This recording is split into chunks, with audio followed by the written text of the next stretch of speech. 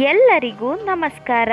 ಇಂದು ನಾವು ನಿಮಗೆ ನಿಂಬೆಹಣ್ಣು ಹಾಗೂ ಕರ್ಪೂರದ ಮುಖಾಂತರ ಮಾಡುವಂತಹ ವಶೀಕರಣ ತಂತ್ರವನ್ನು ಹೇಳಿಕೊಡುತ್ತಿದ್ದೇವೆ. ಈ ಒಂದು ತಂತ್ರವನ್ನು ನೀವು ಮಾಡುವುದರಿಂದ ನೀವು ಇಷ್ಟಪಟ್ಟ ಸ್ತ್ರೀ, ಪುರುಷ ಅಥವಾ ಯಾರನ್ನಾದರೂ ನಿಮ್ಮ ಕೈವಶ ಮಾಡಿಕೊಳ್ಳಬಹುದು. ಈ ತಂತ್ರ ಮಾಡುವುದು ಹೇಗೆ ಎಂದು ತಿಳಿದುಕೊಳ್ಳುವ ಮೊದಲು ತಪ್ಪದೆ ನಮ್ಮ ವಿಡಿಯೋವನ್ನು ಲೈಕ್ ಮಾಡಿ ಹಾಗೂ ನೀವಿನ್ನು ನಮ್ಮ ಚಾನಲ್ ಅನ್ನು ಸಬ್ಸ್ಕ್ರೈಬ್ ಮಾಡಿಲ್ಲ ಅಂದರೆ ಈ ಕೂಡಲೇ ಸಬ್ಸ್ಕ್ರೈಬ್ ಬಟನ್ ಮೇಲೆ ಕ್ಲಿಕ್ ಮಾಡಿ ಮತ್ತು ಪಕ್ಕದಲ್ಲೇ ಬರೋ ಬೆಲ್ ಐಕಾನ್ ಮೇಲೆ ಕೂಡ ಕ್ಲಿಕ್ ಮಾಡಿ.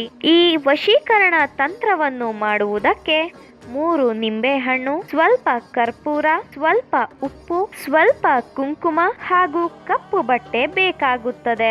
ಮೊದಲಿಗೆ ಎಲ್ಲ 3 ನಿಂಬೆ ಹಣ್ಣುಗಳ ಮೇಲೂ ನಾವು ತೋರಿಸುತ್ತಿರುವ ಚಕ್ರವನ್ನು ನೀವು ಬಿಡಿಸಿಕೊಳ್ಳಬೇಕು. ನೀವು ಚಕ್ರವನ್ನು ಬರೆದಿರುವ ಮಧ್ಯಭಾಗದಲ್ಲಿ ನೀವು ಯಾರನ್ನು ನಿಮ್ಮ ಕೈವಶ ಮಾಡಿಕೊಳ್ಳಬೇಕು ಅಂತ ಇರ್ತೀರಾ ಅವರ ಹೆಸರನ್ನು ಬರೆಯಬೇಕು. ಅದಾದ ಬಳಿಕ ಎಲ್ಲ 3 ನಿಂಬೆ ಹಣ್ಣುಗಳನ್ನು 4 ಸಮ ಭಾಗಗಳನ್ನಾಗಿ ಕಟ್ ಮಾಡಿಕೊಳ್ಳಬೇಕು. ನಂತರ ಎಲ್ಲ 3 ನಿಂಬೆ ಹಣ್ಣುಗಳಿಗೂ ಸಹ ಉಪ್ಪನ್ನು ತುಂಬಬೇಕು. ಅದಾದ ಬಳಿಕ ಎಲ್ಲ ನಿಂಬೆ ಹಣ್ಣುಗಳಿಗೂ ಸಹ ಕುಂಕುಮಾರ್ಚನೆಯನ್ನು ಮಾಡಬೇಕು. ವೀಕ್ಷಕರೇ, ನಾವು ವಿಡಿಯೋದಲ್ಲಿ ತೋರಿಸುತ್ತಿರುವ ವಿಧಿವಿಧಾನಗಳ ಪ್ರಕಾರವಾಗಿಯೇ ಮಾಡಬೇಕು. ಅದಾದ ಬಳಿಕ ಎಲ್ಲ ನಿಂಬೆ ಹಣ್ಣುಗಳಿಗೂ ಸಹ ಕರ್ಪೂರದ ಸಹಾಯದಿಂದ ಅಗ್ನಿ ಸ್ಪರ್ಶವನ್ನು ಮಾಡಬೇಕು.